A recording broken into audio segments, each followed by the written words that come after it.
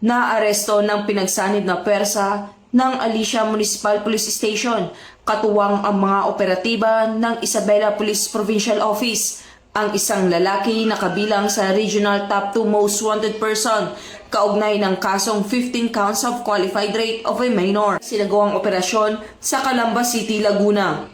Kinilala ang suspect na si alias Michael, 36 anyos, construction worker, at residente ng City of Ilagan, Isabela.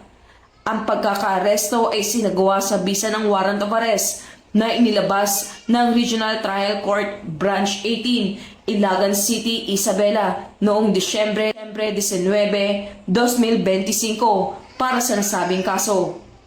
Ayon naman kay Police Colonel Manuel B. Bringas, Provincial Director ng Isabela Police Provincial Office, na patunay ang matagumpay na operasyon ng matibay na koordinasyon at dedikasyon ng kapulisan sa pagtugis sa mga nagtatago sa batas at sa pagbibigay ng hustisya sa mga biktima ng karahasan. Sa Isabela Police Provincial Office, ako si Patrolwoman Maria Señora Aguya, nagbabalita para sa Police News Network, alagad ng batas, taga-taguyod ng